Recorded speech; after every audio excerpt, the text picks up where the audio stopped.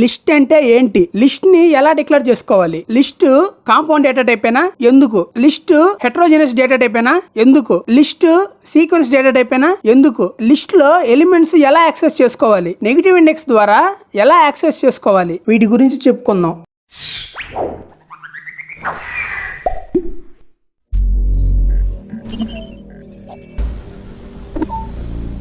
Video ఎక్కడ skip చేయకండి. మీరు స్కిప్ చేస్తే మంచి ఇంపార్టెంట్ పాయింట్స్ మిస్ అవుతారు. సో వీడియో మొత్తం చూడండి. అలాగే మన ఛానల్లో డైలీ ఒక వీడియో అప్లోడ్ చేస్తాము. లిస్ట్ అనేది one of the most used and useful data type among all the data structures. Almost అందరూ ఈ లిస్ట్ నే వాడతారు డేటా స్ట్రక్చర్స్ లో ఎక్కువగా. లిస్ట్ అనేది sequence data type, compound data type, mutable and heterogeneous data structure. So list ఎందుకు కనిపెట్టారంటే ఒకేసారి మోర్ దెన్ వన్ వాల్యూని స్టోర్ చేయడానికి. మనం ఇప్పటిదాకా చెప్పిన డేటా టైప్స్ ఓన్లీ వన్ వాల్యూనే స్టోర్ చేసుకోగలం. కానీ ఈ లిస్ట్ లో మనం ఒకేసారి ఎన్ని వాల్యూస్ అయినా స్టోర్ చేసుకోవచ్చు. అండ్ మనం ఈ లిస్ట్ లో ఏ డేటా టైప్ అయినా స్టోర్ చేసుకోవచ్చు. పర్టికులర్ డేటా టైప్ అని ఉండదు. అది ఇంటీజర్ అయినా, ఫ్లోట్ అయినా, కాంప్లెక్స్ అయినా, స్ట్రింగ్ అయినా, బూలియన్ అయినా, ఎక్సెట్రా ఏదైనా మనం ఈ లిస్ట్ లో స్టోర్ చేసుకోవచ్చు. సో మొత్తానికి ఈ లిస్ట్ ఎందుకు కనిపెట్టారంటే to handle multiple values having any data type at a time. అంటే ఏ డేటా టైప్ అయినా ఎన్ని వాల్యూస్ నైనా ఒకేసారి హ్యాండిల్ చేయగలదు ఈ లిస్ట్.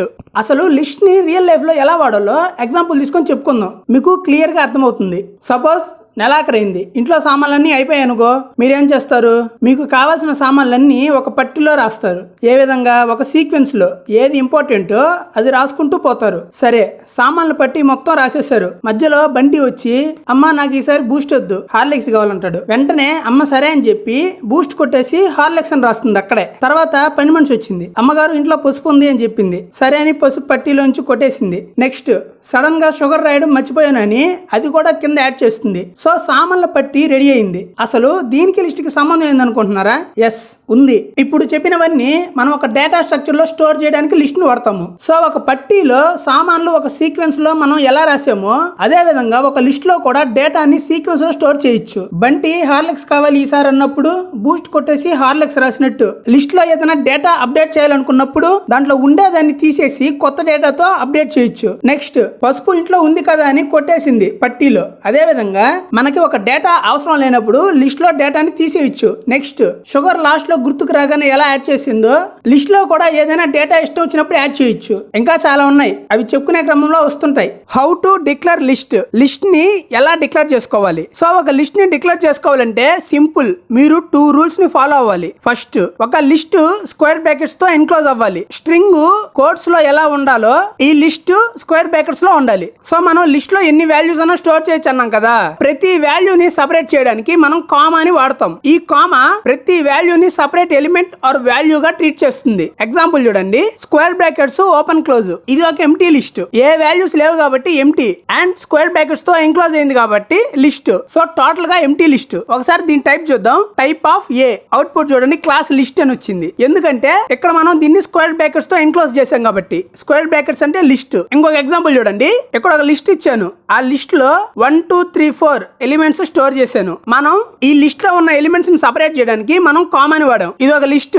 దీంట్లో మనం నెంబర్స్ ని ఇచ్చాం. ఇక్కడ చూడండి, మనం 4 నెంబర్స్ ని సపరేట్ గా ఇచ్చుకోగలిగాం. సో మనం వాల్యూస్ ని సపరేట్ చేయడానికి ఈ కామాస్ వాడాము. ఇంకొక ఎగ్జాంపుల్ చూడండి, ఇక్కడ ఒక లిస్ట్ ఇచ్చాం. ఇలా ఒక లిస్ట్ క్రియేట్ చేసుకోవాలి. చూసారు కదా, లిస్ట్ లో ఏ డేటా టైప్ అయినా ఉండొచ్చు. ఇక్కడ ఏముంది? 2 స్ట్రింగ్స్ ఉన్నాయి, 2 ఇంటీజర్స్ ఉన్నాయి. మల్టిపుల్ వాల్యూస్ స్టోర్ చేయగలిగాం, మల్టిపుల్ డేటా టైప్స్ ఇవ్వగలిగాం. ఇప్పుడు పైన ఉన్న 3 లిస్ట్ ని ప్రింట్ చేద్దాం. చూసారా, ఏ లో ఎంటీ లిస్ట్ ఉంది, బి లో 1 2 3 4 అనే నెంబర్స్ ఉన్న లిస్ట్ ఉంది, సి లో కూడా మనం స్టోర్ చేసినట్టే వచ్చాయి. మళ్ళీ ఒకసారి టైప్ చెక్ చేద్దాం. టైప్ ఆఫ్ బి చూడండి, లిస్ట్ వచ్చింది. Type of C class list. ఎందుకంటే అన్ని స్క్వేర్ బ్రాకెట్స్ తో ఎన్క్లోజ్ అయ్యాయి కాబట్టి. Why lists are compound data type. List ని కాంపౌండ్ డేటా టైప్ అని ఎందుకు అంటాం? సో ఇందాక లిస్ట్ అనేది కాంపౌండ్ డేటా టైప్ అన్నాం కదా. కాంపౌండ్ డేటా టైప్ అంటే ఒక డేటా టైప్ లో మోర్ దాన్ 1 వాల్యూస్ ని స్టోర్ చేసుకోవచ్చు. మనం లిస్ట్ లో ఎన్ని వాల్యూస్ అయినా స్టోర్ చేసుకోవచ్చు కదా, అందుకే ఇది కాంపౌండ్ డేటా టైప్.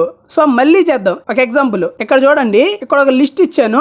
ఇక్కడ 1 అనేది ఒక వాల్యూ, 3 అనేది ఒక వాల్యూ, 5 అనేది ఒక వాల్యూ, 9 అనేది ఒక value. So one data type లో మోర్ దాన్ వన్ వాల్యూ ఉంది, అందుకని ఇది compound data type. Next, why list are heterogeneous data types. ఎందుకు లిస్ట్ ని హెటరోజెనస్ డేటా టైప్ అంటాం? హెటరోజెనస్ డేటా టైప్ అంటే different data types at a time ఒక data type లో యూస్ చేసుకుంటే అప్పుడు అది heterogeneous data type. So list లో మనం ఏ డేటా టైప్ అయినా అట్ ఏ టైం యూస్ చేసుకోవచ్చు, అందుకే ఇది హెటరోజెనస్ డేటా టైప్. సో ఇక్కడ ఎగ్జాంపుల్ చూడండి, ఇక్కడ ఈ లిస్ట్ చూడండి, ఆల్మోస్ట్ సింపుల్ డేటా టైప్స్ అన్ని యూస్ చేసాం. సో డిఫరెంట్ డేటా టైప్స్ ఒకేసారి యూస్ చేసుకోవచ్చు కాబట్టి ఇది హెటరోజెనస్ డేటా టైప్. ఈ లిస్ట్ లో చూడండి 1 2 3 integers, 43.5 89.2 float values, 2 + 3j and 5 + 3j complex values, a, b strings, true, false, booleans. Almost simple data types అన్ని కవర్ చేసాం. ఇలా ఏ డేటా టైప్ అయినా అట్ ఏ టైం స్టోర్ చేసుకోవచ్చు, అందుకే ఇది heterogeneous data type. Next, why list are sequence data types. List ని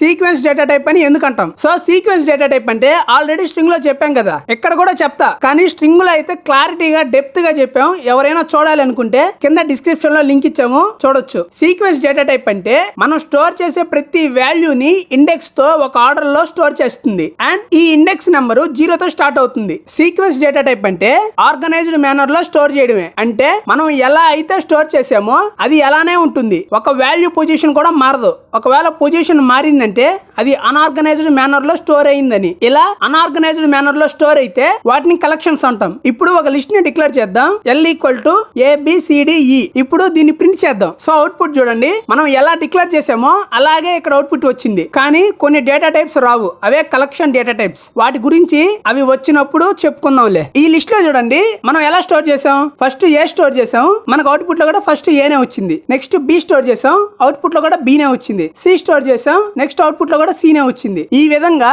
మనం ఎలా స్టోర్ చేసామో అది అలానే ఆర్గనైజ్డ్ గా స్టోర్ అవుతుంది. ఈ పిక్చర్ చూడండి, ఇలా ఉంటుంది. ఇండెక్సింగ్ 0 తో స్టార్ట్ అయ్యి ఇంకా పోతూ ఉంటుంది, 1 నెంబర్ ఇంక్రీజ్ అవుతూ ఎంత దాకా ఉంటే అంత దాకా. సో ఈ సీక్వెన్స్ డేటా టైప్స్ వల్ల యూస్ ఏంటంటే ఈ డేటా టైప్స్ లో మనం ఇండెక్స్ యాక్సెసింగ్ అండ్ స్లైసింగ్ చేసుకోవచ్చు. ఇది ఓన్లీ సీక్వెన్స్ డేటా టైప్స్ కు మాత్రమే ఉంటుంది, ఎందుకంటే డేటా ఇండెక్స్ లో ఆర్గనైజ్డ్ గా స్టోర్ అవుతుంది కాబట్టి. సో యాక్సెసింగ్ అంటే ఏంటో చూద్దాం, అలాగే స్లైసింగ్ అంటే ఏంటో చూద్దాం. సో ఇక్కడ చూడండి, ఫస్ట్ 0 ఉంది, 0 లో ఏ ఎలిమెంట్ ఉంది, ఒక వాల్యూ ఇంక్రీజ్ అయింది 1 లో ఏముంది, బి ఎలిమెంట్ ఉంది, ఇంకొక వాల్యూ ఇంక్రీజ్ అయింది 2 లో ఏముంది, సి ఉంది, ఇంకొక వాల్యూ ఇంక్రీజ్ అయింది 3 లో ఏముంది, డి ఉంది, ఇంకొక వాల్యూ ఇంక్రీజ్ అయింది 4 లో ఏముంది, ఈ ఉంది. ఈ విధంగా ఎన్ని ఎలిమెంట్స్ ఉంటే అంతవరకు ఒక్కొక్క నెంబర్ ఇంక్రీజ్ అవుతూ పోతుంటుంది ఈ ఇండెక్స్ వాల్యూ. నెక్స్ట్, లిస్ట్ లో ఎలిమెంట్స్ ఎలా యాక్సెస్ చేసుకోవాలి. ఒక లిస్ట్ లో వాల్యూస్ ఆర్ ఎలిమెంట్స్ ని యాక్సెస్ చేసుకోవాలంటే ఓన్లీ ఇండెక్స్ ద్వారానే చేసుకోగలం. యాక్సెసింగ్ అంటే పొందడం. సో మనం ఖచ్చితంగా వాల్యూస్ ని యాక్సెస్ చేసుకోవాలి వాడాలంటే. ఒక లిస్ట్ క్రియేట్ చేద్దాం,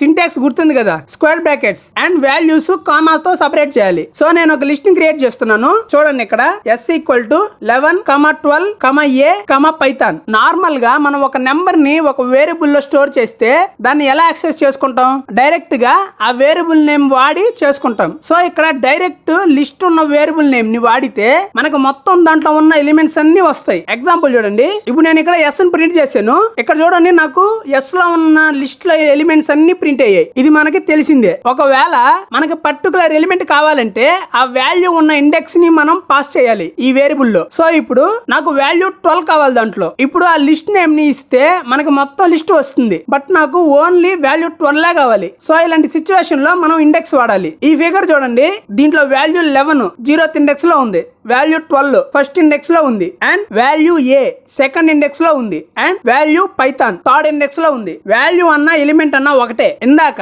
మనం 12 అనే వాల్యూ కావాలనుకున్నాం, సింపుల్ గా లిస్ట్ నేమ్ ఆఫ్ ఇండెక్స్ అని ఇస్తే చాలు. ఇక్కడ లిస్ట్ నేమ్ ఏంటి, S, ఎందుకంటే S అనే లిస్ట్ లో ఈ వాల్యూ 12 ఉంది కాబట్టి, అండ్ ఇండెక్స్ ఎంత 1 ఎందుకు, 12 వాల్యూ ఇండెక్స్ 1 లో ఉంది కాబట్టి. సో S(1) అని ఇద్దాం. అవుట్పుట్ చూడండి మనకు 12 వచ్చింది. సో ఈ విధంగా మనకు కావాల్సిన ఎలిమెంట్ ని ఇండెక్స్ ద్వారా యాక్సెస్ చేసుకోవచ్చు. ఈసారి నాకు A అనే వాల్యూ కావాలి. సో సింపుల్ గా S(2) అని ఇస్తున్నాను. 2 ఎందుకు పాస్ చేశానంటే A అనేది ఇండెక్స్ 2 లో ఉంది కాబట్టి. ఇలా మనకి కావాల్సిన వాల్యూ ఏ ఇండెక్స్ లో ఉందో ఆ ఇండెక్స్ ని లిస్ట్ నేమ్ స్క్వేర్ బ్రాకెట్స్ లో ఇస్తే చాలు. ఈ విధంగా మనం ఒక లిస్ట్ ని ఇండెక్స్ ద్వారా యాక్సెస్ చేస్తాము. Next, how to access list by negative indexing. ఒక లిస్ట్ ని నెగటివ్ ఇండెక్సింగ్ ద్వారా ఎలా యాక్సెస్ చేసుకోగలుగుతాం. ఒక లిస్ట్ కి పాజిటివ్ ఇండెక్స్ ఎలా ఉంటుందో నెగిటివ్ ఇండెక్స్ కూడా ఉంటుంది అండ్ దాని వాల్యూ రివర్స్ లో స్టార్ట్ అవుతుంది విత్ -1. ఇలా ఎన్ని వాల్యూస్ ఉంటే అది -1 యాడ్ చేసుకుంటూ పోతుంది. ఇందాక మనం క్రియేట్ చేసిన లిస్ట్ కి